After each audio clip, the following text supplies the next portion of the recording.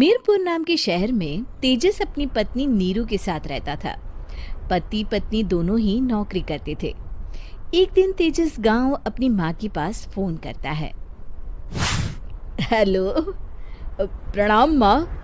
जीते रहो माँ, तुम दादी बनने वाली हो हैं? अरे वाह, ठीक है बेटा, मैं कल ही आती हूँ।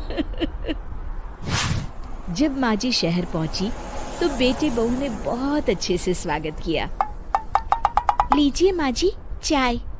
अरे गर्मा गर्म पकोड़े ले आओ माँ के लिए। नीरू रसोई में गई और 2 मिनट में ही पकोड़े ले आई। जी ये लीजिए। बहू जादू से बनाए हैं क्या? अभी तो रसोई में गई थी।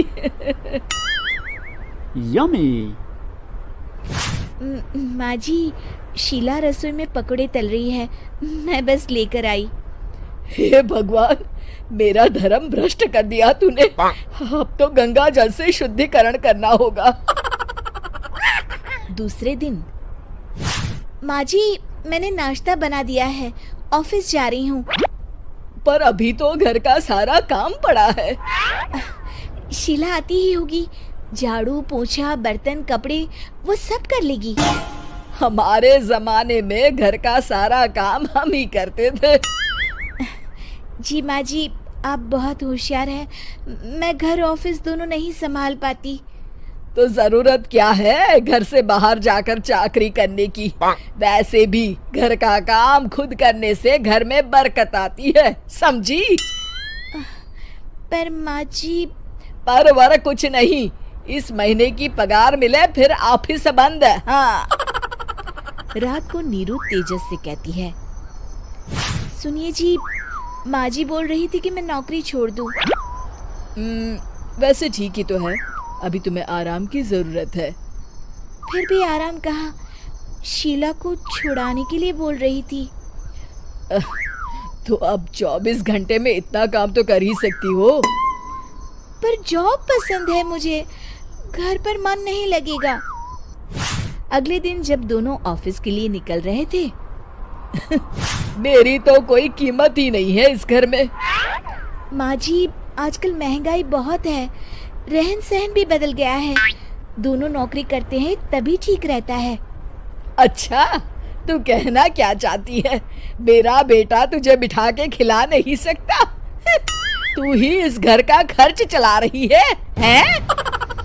नहीं माँ जी, मेरा वो मतलब नहीं था। मतलब खूब समझती हूँ, ये बाल धूप में सफेद नहीं किए मैंने। हाँ। अब तो ये रोज का काम हो गया था। तेजस भी रोज की झिकझिक से परेशान हो गया था।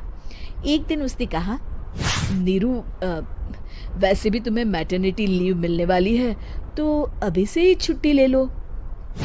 पर क्या, मेरी सैलरी अच्छी खासी है। आखिर नीरू ने रिजाइन कर दिया।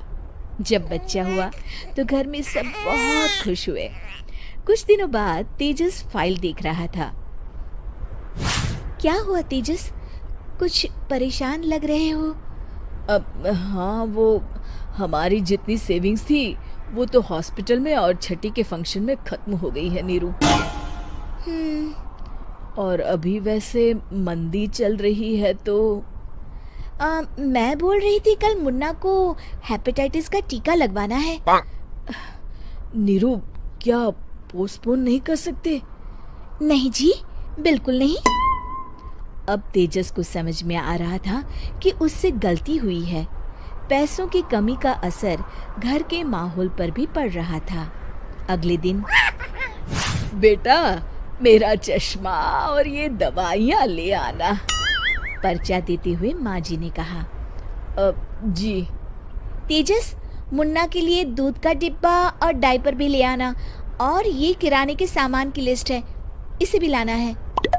तेजस गुस्से में लिस्ट मरोड़कर फेंकता है और चिल्लाता है, पैसे क्या पेड़ पर उगते हैं? ये ले आना, वो ले आना। अरे पर ये जरूरत का सामान ही है। वो गुस्से में बिना कुछ कहे ऑफिस चला गया। अरे लंच तो ले जाइए। नीरू दौड़कर डिब्बा पकड़ाती है।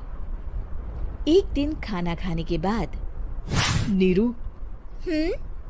अब तो मुन्ना कुछ बड़ा हो गया, तो अब तुम वापस ज्वाइन कर लो ना जॉब।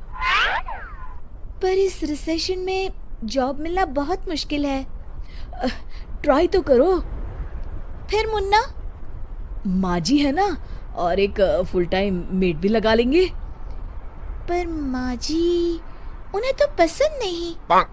तभी माँ जी वहाँ आ जाती है और प्यार से नीरू के सर पर हाथ फेरते हुए बोलती है, अब मेरी समझ में आ गया बहू, पहले के और अब के समय में अंतर है।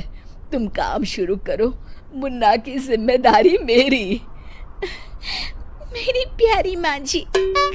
ये कहकर नीरू उनके गले लग गई। शिक्षा, परिवर्तन संसार का नियम है, हमें भी समय के साथ चलना चाहिए। उम्मीद है कि आपको हमारी ये कहानी पसंद आई होगी। कृपया हमारे चैनल को सब्सक्राइब करें और सभी अपडेट्स के लिए बेल आइकन जरूर क्लिक करें। और हाँ, वीडियो लाइक और शेयर करना मत भूलिएगा। Bye bye.